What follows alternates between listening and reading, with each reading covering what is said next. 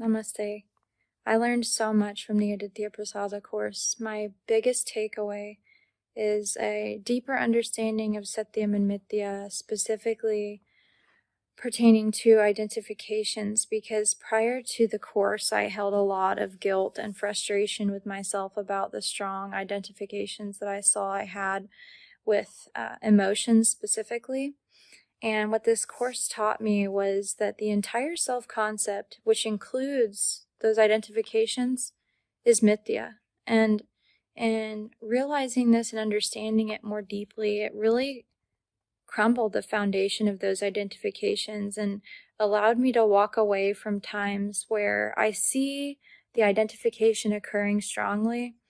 I could walk away from it without all of this additional guilt and anger at myself, etc. I could walk away from it objectively and kind of like a bird's eye view, and it really pulled me through the most difficult time of my life with so much more ease than I could have ever imagined. If you're interested in learning Vedanta, I could not recommend learning with Swamini Ji more for so many reasons. What shows itself to me time and time again is her ability to just naturally meet you right where you are and provide really relevant examples, no matter your age, no matter where you're from, examples of things that just help give you a new perspective on how to approach what you're going through. And also her background in psychology just lends itself to these teachings and to these new understandings so well. So I could not recommend learning with Swamini Ji more. Thank you. Studying Gita under Swamini Ji has been the first exposure to Vedanta for me in a systematic manner. Swamini Ji's teachings have given me a great clarity about the real nature of myself, the world that I interact with, and of Bhagavan.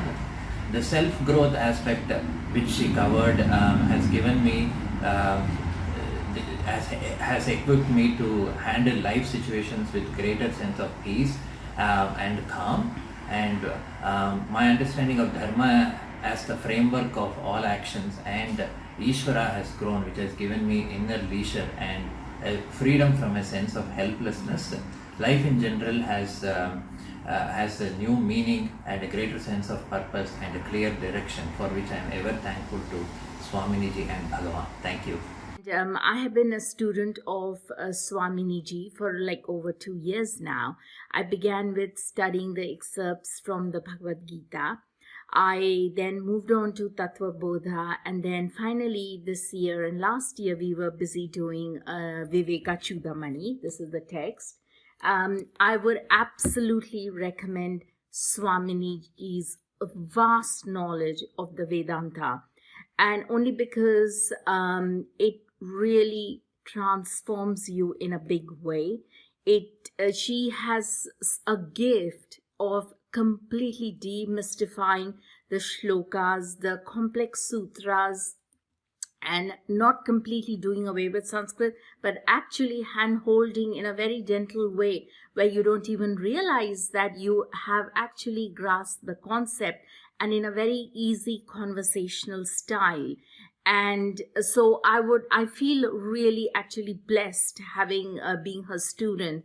And I don't see myself giving up Vedanta, because it really opens up and completely transforms your mind, your way of thinking, even without you realizing it. And that's a gift of an absolutely hugely great teacher, and I really appreciate and feel blessed. Thank you for listening. I have realized more than ever the importance of having a living teacher, a guru who can unfold the teaching and mentor you to put it in context from time to time. And I'm really thankful for having Swamini Ji by my side for this. And finally, I think Gita has helped to strengthen and deepen my bond and trust in Krishna over the years, and I think I have brought in more and more of him into my life. Thank you. My journey with Swamini Ji in the study of Vedanta has started a few years ago, and every step of this journey has been a beautiful experience. Swaminiji came into my life when I was struggling with multiple things, several challenges, and like every teacher would, she displayed all the compassion and all the understanding and all the qualities of a great teacher, handheld me, took me step by step through this journey of why I feel the challenges are challenges and not merely just experiences from which I learn. She through the study of Vedanta, the Bhagavad Gita and some other texts with her, I have been able to deal with my life with a lot of karma yoga buddhi. She taught me that everything is really my karma coming back, and the single approach of accepting what comes to me as prasada and doing all I can in line with dharma to deal with the circumstances, to deal with the challenges, to deal with the tasks, was by far for me, and I still remember this so vividly, the most significant turning point in my life. I could easily have slid down into a super case of depression, and I don't know, maybe I wouldn't be here talking to you about the immense grace that I've had in my life through her presence and through Swamiji's presence. I mean, I could relate to her very easily because she spoke the language that I understand. I could relate to her because I didn't really put her up at a pedestal like Bhagwan, though she is to me when she is in the state of a guru. But once she finishes a class, and even during her class, she demonstrates a humane approach to it, in which you can actually relate to it, saying, you know what, okay, this could be this, and she says she's experienced this as well, and this is how she dealt with it, and this is how I can deal with it, and this is what the teaching says, and this is how I can bring it into my life. And she breaks it down to a very simplistic approach, and that was really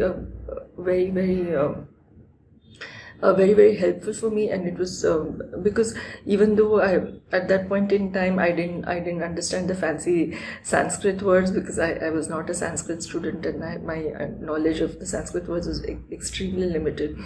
But just drawing English parallels to it, understanding the concept of the teaching, understanding from examples, applying them, just helped me to develop the right attitude to progress in this journey of moksha. And I still remember so vividly the day, it was my birthday, and it happened to fall on a Thursday, which is when we had class. And at the end of class, I sought her blessings, and I asked her I requested her for a guru mantra, and she asked me, what do you want? And I said moksha, and she just gave me that stunned look. She said, are you sure? I said, yeah, I'm very sure.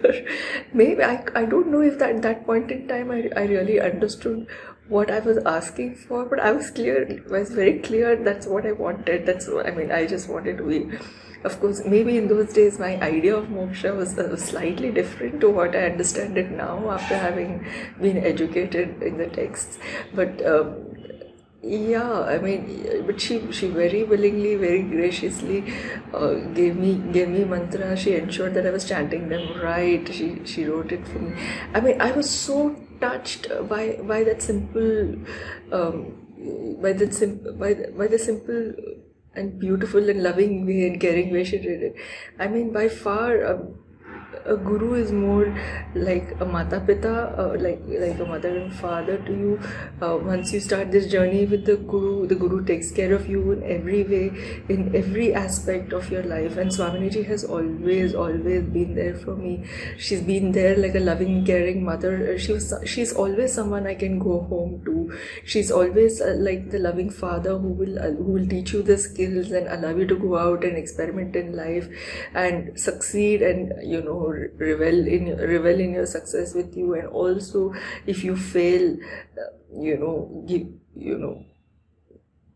teach you what else could be done, how else could it be done, or get you to realize that yourself, and encourage you to start again, look after you, protect you, teach you all the skills to protect yourself. I mean, she's everything of that and more. She takes endless pains to ensure that each and every one of her student, who is her own child, irrespective of age, is so secure and has every opportunity to to learn and be the fullness that they are, and understand the moksha that they are out, or that they are seeking, that the freedom that they are seeking from this constant sense of wanting all the time.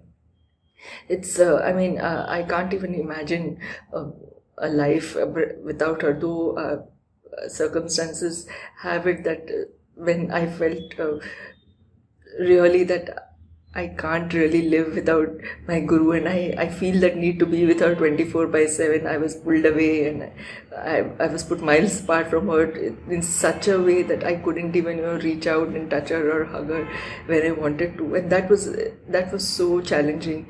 But even across those miles, she never ever for a moment let me feel that she was not with me, or in and around me, or in and through me.